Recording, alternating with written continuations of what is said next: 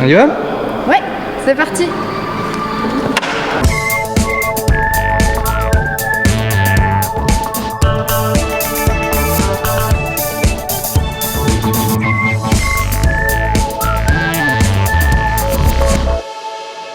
Nous voici en Pays de la Loire. Je ne connaissais pas les marais salants de Guérande. C'est vraiment ce qu'on voulait pas louper. Alors, on a attendu 3 jours que le vent se calme. 3 jours à contempler les marais cloués au sol, à observer les nombreux oiseaux qui y vivent et qui attirent les amateurs d'ornithologie comme Jean-Christophe. Donc pour régler, vous bougez la petite molette qui est sur le dessus de la... C'est génial. Hein. Oh, on la voit bien, elle est belle. J'adore parce que comme il y a beaucoup de vent, là, on voit tout son plumage ça bouge, ouais. bouger. Ça fait des vagues, en fait, dans son plumage. C'est la plus grande aigrette d'Europe, quoi. Elle est très belle. Pour l'instant, nos ailes à nous sont rangées. On peut toujours pas voler. On fait ces prises de vue aériennes avec cette machine-là, qui est un paramoteur. Donc c'est une aile motorisée, en fait, un parapente motorisé. Ah ouais. Et avec ça, on est à vol d'oiseau en réalité. On se déplace vraiment dans les éléments comme si on avait le regard d'un oiseau migrateur. Ouais, c'est dingue. Exactement. Ça. Donc le défi, c'est de faire tout ça en 80 jours en tenant compte des aléas, de la météo, des déplacements. Belle aventure. Hein. Merci. Nous, on va aussi essayer de faire les oiseaux. Puis moi, je préfère être en l'air qu'au sol. Et ce soir, les airs ne m'ont pas voulu. Et demain, peut-être que le ciel nous voudra bien. On verra, on verra, on verra. Et pour qu'il s'envole.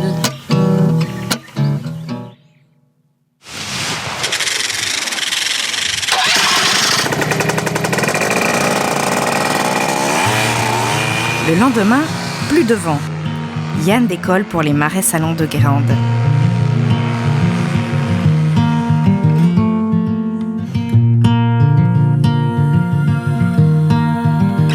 En bas, les sauniers. Pour récolter le sel de Guérande, eux aussi sont tributaires de la météo. Ils ont façonné ce paysage il y a des siècles. Un patchwork qui force le respect.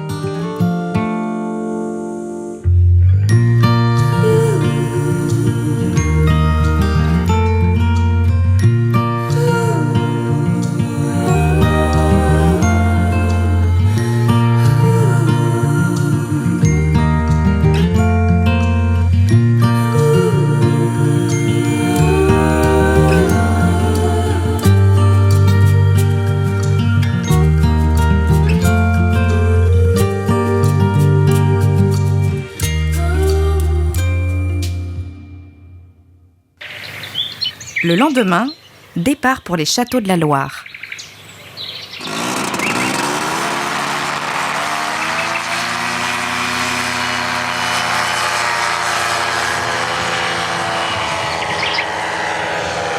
Hop, je m'assois après le décollage. On s'installe et on fait un petit coucou à Ombline.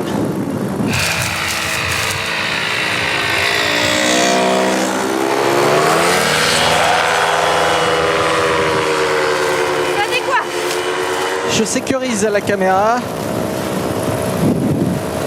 Voilà, c'est sécurisé. Le téléphone, il est activé. J'enregistre mon vol. C'est parti, 18h18. Je vais brancher ma radio.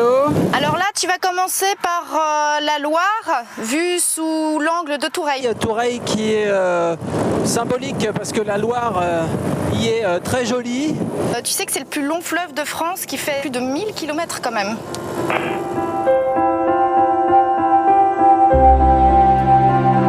La Loire, c'est le dernier fleuve sauvage de France. C'est beau la France. En tout cas, ce que je vois, c'est sublime. On a la météo avec nous.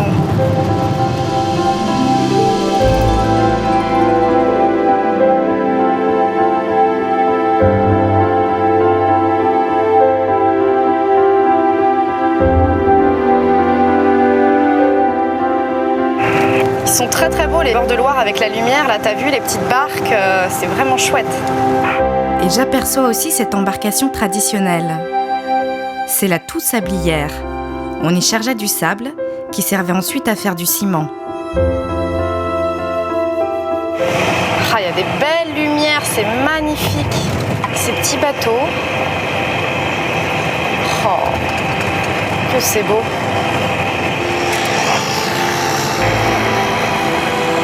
Je te vois.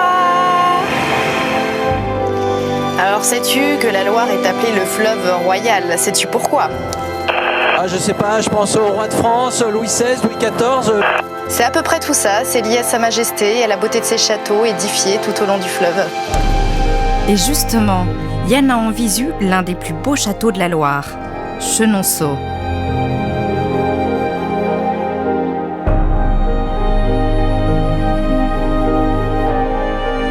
Ce château s'appelle aussi le Château des Dames.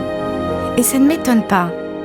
Il y a quelque chose de très féminin dans l'élégance de sa ligne, n'est-ce pas ?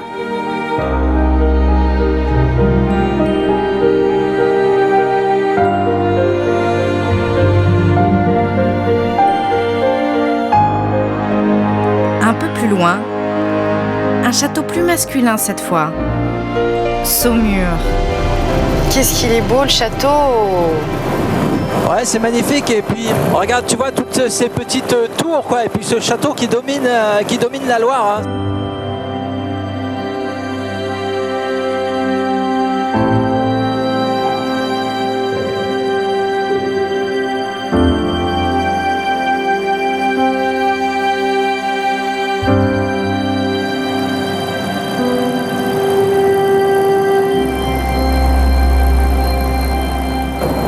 Ah, je vois Ombline là-bas. Dans mes bras! J'arrive dans tes bras. C'est beau ça, c'est magnifique. Oh là là là. Alors,